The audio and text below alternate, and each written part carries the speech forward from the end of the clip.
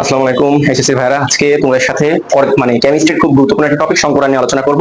এবং ভাইয়া এই টপিকটা তোমরা যাতে ভালোভাবে বুঝতে পারো, দুইটা ক্লাসে ভাগ করছি।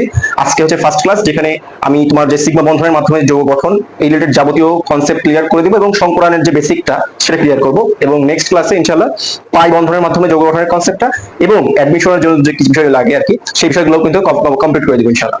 তো আজকের ভিডিওটা চল শুরু করা যাক। প্রথমে যে জিনিসটা জানবো সেটা হচ্ছে সংকরায়ন সম্পর্কে ভাই আমাদের জানা লাগবে। সংকরায়ন সম্পর্কে একদম সহজভাবে যদি বলি, তোমার যে সমযোজী যৌগ গঠনের ক্ষেত্রে আর কি বলা হয় মোটামুটি, যে যৌগ গঠনের ক্ষেত্রে তোমার যে কেন্দ্রীয় পরমাণু থাকে, সেই কেন্দ্রীয় পরমাণু হিসেবে আমি ধরো প্রথম যে তোমাদের উদাহরণটা বোঝাবো সেখানে আমি মিথেন ইউজ করছি। তো ধরো এই সেই ইটা যৌগটা সমযোজী যৌগ, এর কেন্দ্রীয় পরমাণু হচ্ছে কার্বন। কেন্দ্রীয় পরমাণু কিভাবে চিহ্নিত করে তোমরা মোটামুটি জানো, যেটা বেসিক একটা হচ্ছে যেটার তোমার যোজনী বেশি থাকে সাধারণত দেখা যায়, সেটা হচ্ছে কেন্দ্রীয় পরমাণু হয়। সো এখানে বুঝতেই পারছো কার্বনের যোজনী 4 আর হাইড্রোজেনের 1, সো কার্বন হচ্ছে কেন্দ্রীয় পরমাণু। সো এই কেন্দ্রীয় পরমাণু তোমার যোজ্যতা স্তরে যে অরবিটাল গুলো থাকে, সেই অরবিটাল গুলো এখানে যেমন আছে, এটা ভেঙে দিব সামনে, জাস্ট বেসিক ইন্ট্রো। সেই অরবিটাল গুলো তোমার এক একটা হচ্ছে স্বাভাবিক অবস্থায় এক একটা শক্তি সম্পূর্ণ হয়ে থাকে, কিন্তু যখন যৌগ গঠন করে তখন সেই অরবিটাল সমূহ মিশ্রিত হয়।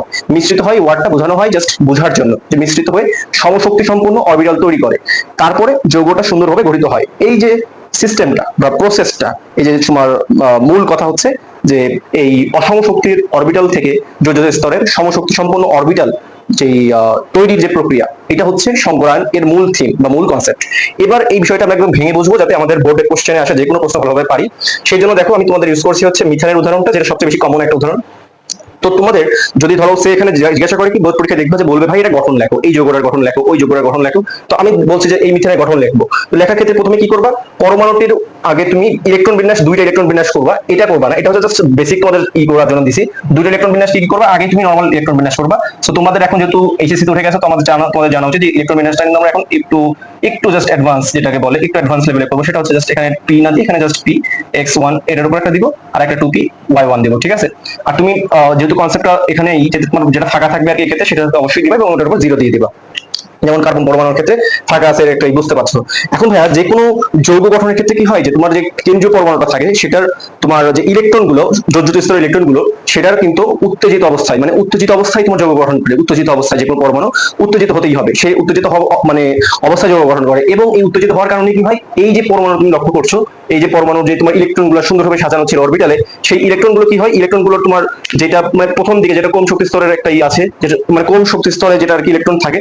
যেমন এখানে দেখো এইগুলোর মধ্যে কিন্তু মানে শেষ যোজ্যতা স্তরের বা শেষ কক্ষপথ গুলোর, মানে শেষ কক্ষপথে যেটা আর কি, সেখানে ইলেকট্রন গুলোর মধ্যে সবচেয়ে কম শক্তি সম্পন্ন হচ্ছে এইটা। তো এখান থেকে ইলেকট্রন একটা তোমার মানে উচ্চ একটা এসে চলে যাবে, যেখানে ফাঁকা আছে উচ্চ যে শক্তি স্তর, এটা তো শক্তি স্তর না, এটা চুব শক্তি স্তর, সরি, সেখানে চলে যাবে, যেখানে ফাঁকা আছে সেখানে চলে যাবে। তো সেই জন্য কি হয় দেখবা যে এটা যখন যৌগ গঠন করে, তখন এখান থেকে এই 2s থেকে একটা ইলেকট্রন কিন্তু যায় কোথায়, 2pz, যেখানে আগে শূন্য ইলেকট্রন ছিল, অর্থাৎ আগে ইলেকট্রন ছিলই না, সেখানে চলে যায় কিসের জন্য, যৌগ গঠনের জন্য। তো এইটাই জাস্ট তুমি পরীক্ষা হলে দেখাবা, জাস্ট আগে এইটা আঁকবা, মানে কার্বনের এই ইলেকট্রন বিন্যাসটা দেখাবে, তারপর জাস্ট এখানে একটা এই সাইনটা দেবে, উত্তেজিত সাইন বোঝায়, তারপর সুন্দরভাবে ভাই ইলেকট্রন বিন্যাসটা করে ফেলবা।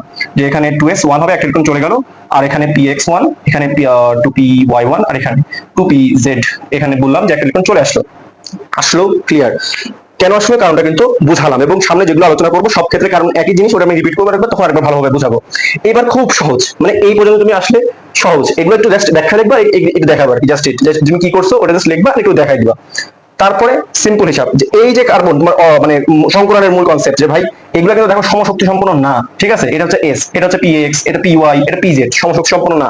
কিন্তু যৌগ গঠনের ক্ষেত্রে কি হয়, সমশক্তি সম্পন্ন হতে হবে। সেই জন্য কি হবে, যে এই চারটা মিশে যাবে যোজ্যতা স্তরের। যোজ্যতা স্তর মানে কি, শেষ কক্ষপথে যেগুলো আছে, এই যে দেখো 2 এটা মানে কার্বনের শেষ নির্দেশ করছে, সেই অরবিটাল গুলো মিশে যাবে। মিশে যে কি হয়, এই সব কয়টা মনে করো মিশে যে তোমার সমশক্তি সম্পন্ন 4 অরবিটাল বানাবে। এবং কয়টা বানাবে ভাই লক্ষ্য করো, এখানে এস আছে একটা, এবং পি মানে এটা 3টা, মানে মোট মিলে 4টা অরবিটাল আছে, তো 4টাই বানাবে।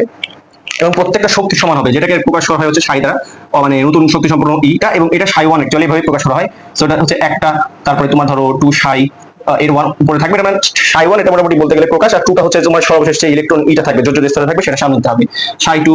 আবার এটা হচ্ছে 2 সাই 1, এটা হচ্ছে 3, আর এটা হচ্ছে 4 নাম্বারটা 2 সাই 4, এটা হচ্ছে 1 করে থাকবে। সো এটা পরীক্ষাতে দেখাবা যে তুমি ইলেকট্রন মানে সংকলনের ফলে কি হবে, তুমি লিখবা, এটা লিখবা যে সংকলনের ফলে ভাইয়া এই যে অরবিটাল গুলো আছে সেগুলো মিশ্রিত হবে এবং সমশক্তি সম্পূর্ণ অরবিটালে পরিণত হবে। এবং কি পরিণত হবে সেটা একটু দেখাই দিবা যে কিসে পরিণত হবে। এই I1 এগুলো দেখতে পাচ্ছ 1 1 এগুলো ফিক্সড থাকবে, এটা এইভাবে 1 এ আর কি উপরে লেখা আছে চিহ্নটা। আর নিচে এটা তোমার চারটা না, এখানে যেমন চারটা আছে, এটা জাস্ট একটু নাম্বারিং করতে হবে, যেটা 1, এটা 2, এটা 3, এটা 4, চারটা নতুন অরবিটাল তুমি কিন্তু পাইছো যাদের বৈশিষ্ট্য এটা সমশক্তি সম্পূর্ণ অরবিটাল। That's it. এখানে বলতে গেলে তোমার 60% খেলা শেষ বা বর্ণনা করা শেষ। এরপরে ভাই জাস্ট সিম্পল হিসাব, তোমার যে যৌগটা থাকবে, অর্থাৎ এখানে যেমন কার্বনের সাথে তোমার হাইড্রোজেনটা আছে, তুমি জাস্ট কি করবা, মানে লিখবা আর কি জিনিসটা, যে পরবর্তীতে তোমার এটা হয়ে গেছে।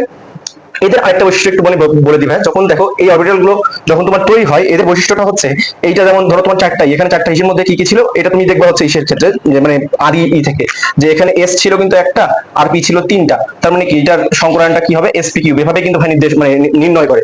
এখানে ভালোভাবে বোঝা যাচ্ছে, সরি এসপি কিউব, ঠিক আছে, এটা সংকরায়িত হচ্ছে এসপি কিউব। এবং তোমাদেরকে আমি বলবো যে তোমরা মুক্তজোড় ইলেকট্রন ছাড়া আগে বেসিক যেগুলো আছে, যেমন তোমার এসপি এর গঠনটা, গঠন মানে কি, গঠন এবং বন্ধন কোণ।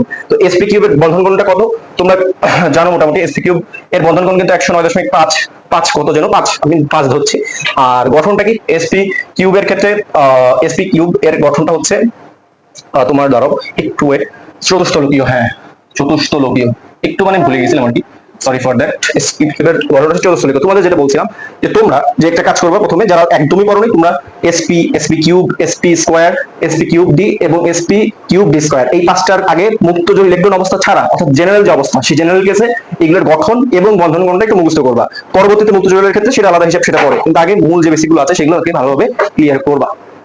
তো এই যে গঠনটা কি কেন লিখলাম, গঠনটা লেখার কারণটা হচ্ছে এটা ভাই, যখন নতুন ভাবে তোমার অরবিটাল সৃষ্টি করে, অরবিটাল সৃষ্টি হয়, তখন কি হয় যে এই যে কার্বনের ক্ষেত্রে এই গঠনটা এরকম দাঁড়ায়, যে কার্বন পরমাণুর গঠনটা অনেকটা এরকম দাঁড়ায়, যে কার্বনের ক্ষেত্রে যে তোমার চারটা হাত এরকম চারদিকে চলে যায়, ঠিক আছে, মানে এই অরবিটাল গুলো আর কি চারদিকে যে মানে শেষ পিছিয়ে যে চারটা অরবিটাল ছিল চতুর্থ স্তরে, সেগুলো গঠনটা অনেকটা এরকম হয়, অনেকটা এরকম, মানে চারটা দিকে চতুর্স্থলিক একটা গঠন সৃষ্টি হয়। পরবর্তীতে এখানে জাস্ট সিম্পল ভাবে তোমার যে হাইড্রোজেন থাকে, হাইড্রোজেন হচ্ছে 1s1, এই আর কি এটা সামনাসামনি অতিক্রমণ ঘটে।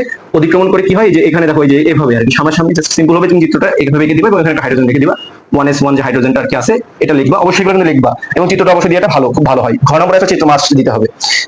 গঠন হয় কি হয়, যে তোমার সামনে সামনে অধিক্রমণ হবে, অধিক্রমণ হয় মনে করো যে তোমার মানে এটা আর কি মোটামুটি এটাই তুমি দিতে পারো, একবার ডাইরেক্ট লিখতে পারো, অথবা এখান থেকে একটু হয়তো এটাতে একটু দূরে দূরে লিখে মূল চিত্রটা এটাই আর কি, যে তোমার মানে গঠনটা এরকম চতুস্তরীয় গঠন, এবং এখানে হাইড্রোজেন গুলো কিন্তু সামনাসামনি অধিক্রমণ করে সিগমা বন্ধন গঠন করে, এবং গঠন করে এই যে এখানে একটা কোণ, এদের মধ্যে যে একটা কোণ থাকে, এই কোণটা হচ্ছে তোমার 109.25 ডিগ্রি, সরি 25 না, সরি 5 ডিগ্রি, ঠিক আছে, জাস্ট এইটা।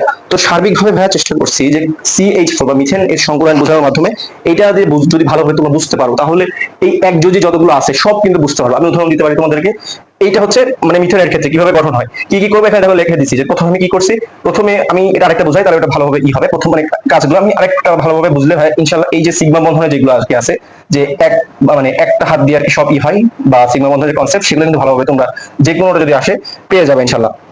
তো দ্বিতীয় একটা উদাহরণ দেওয়া যায়, সেটা হচ্ছে ধরো তুমি BCl3 দেখো, ঠিক আছে, বোরন ট্রাইক্লোরাইড, সিম্পল সিস্টেম একদম একরকম হবে।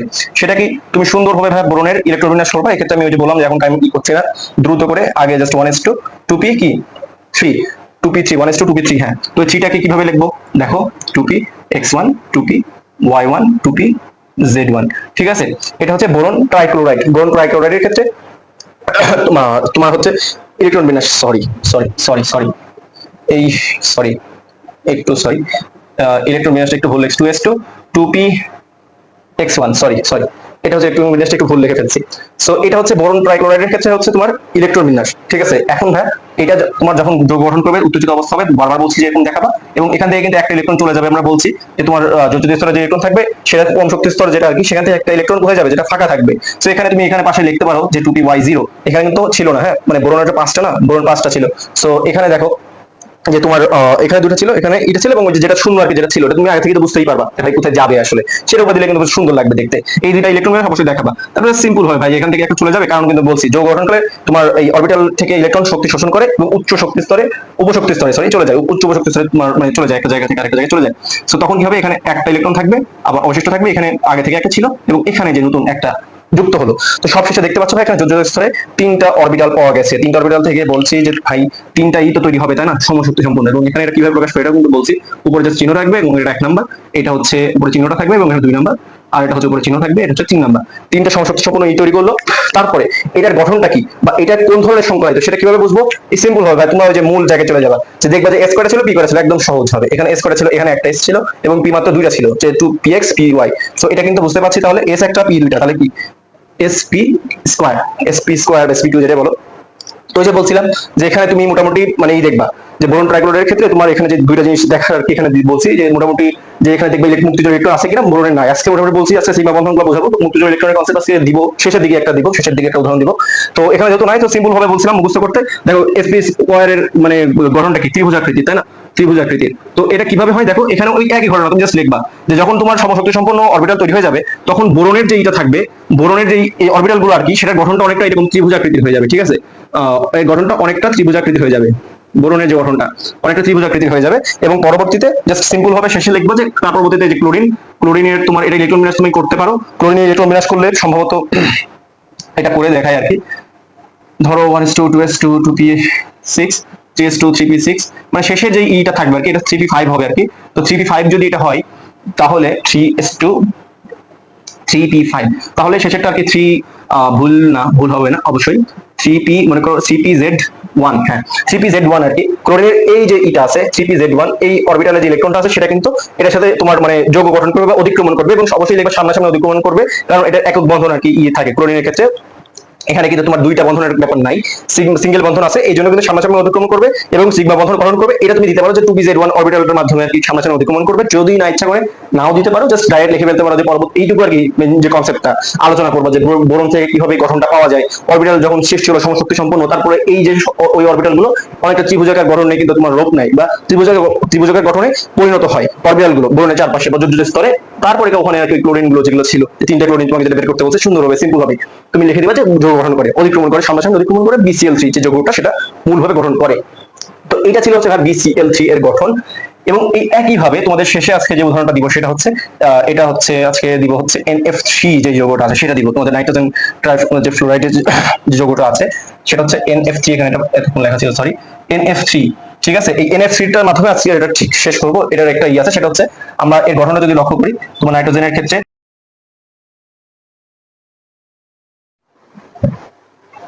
তো ভাইয়া তোমরা বুঝতেই পারছো ভিডিওটা কাট করা। তো এটার কারণ হচ্ছে এই যে সুন্দর একটা মাইক দেখতে পাচ্ছ, এই মাইকটা মানে আমি এই ভিডিওটা দুইবার বানালাম, দুইবার বানানোর পরে মানে চেক করলাম মাঝখানের যে অংশটা ভাই দুইবারই সাউন্ড আসেনি, এটা এরকম চলে আসছে, এটা অফ হয়, সে অফটা এখন হচ্ছে না।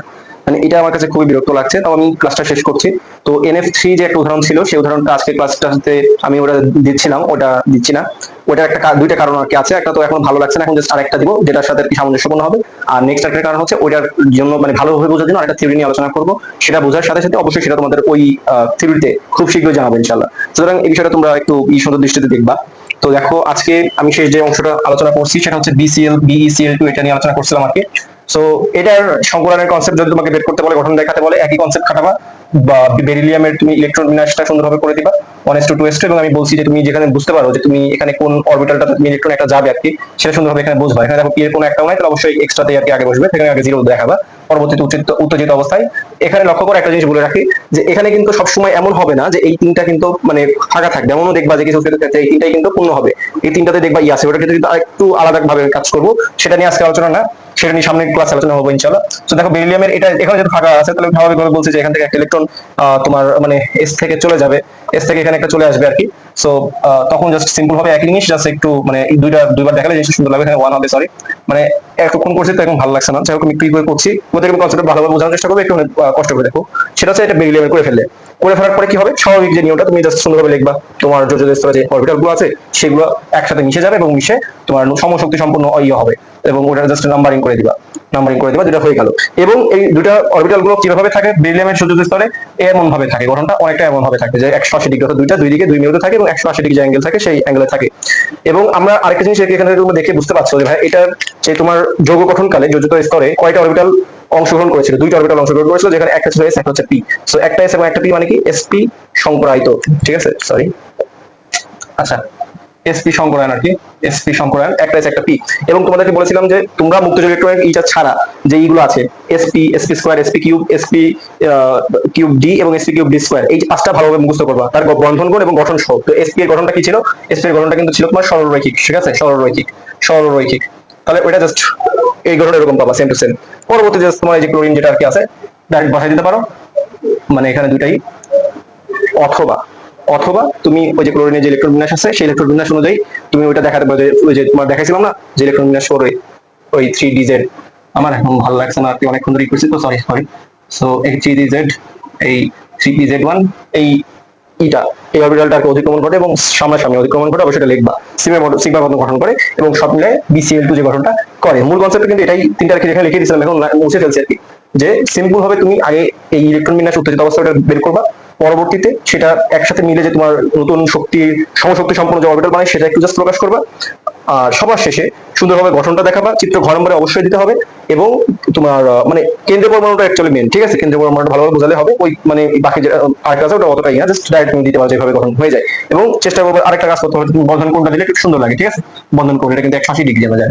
বন্ধন কোণটা দিলেও তুমি এই জন্য বলছিলাম যে আগে মুক্তযোগ ছাড়া তোমার এসএসসি আসে 27-28 এর জন্য তোমরা হওয়া মতন আর কি আছে, তোমরা আগে এইগুলো মুখস্থ করবা যে মুক্তযোগ কোণ ছাড়া যেগুলো নর্মাল ফেজে কত হয়, মানে কোন সংখ্যানের ক্ষেত্রে। সো এটুকু আর কি ভাই ছিল আজকে আলোচনা। সো মাঝখানে যেরকম একটা দুর্ঘটনা ঘটে গেছে সেটার জন্য আমি অবশ্যই এটা অনাকাঙ্ক্ষিত ছিল এবং তোমাদের কাছে দুঃখিত প্রকাশ করছি। পরবর্তী যে ভিডিওটা আসবে সেখানে পাই বন্ধন এবং অ্যাডমিশন রিলেটেড যে কিছু তথ্য জানা লাগবে সংক্রামের ক্ষেত্রে সেটা নিয়ে ভালোভাবে আলোচনা করবো। সেই ভিডিওটা দেখার জন্য আমন্ত্রণ থাকবে। আসসালামু আলাইকুম।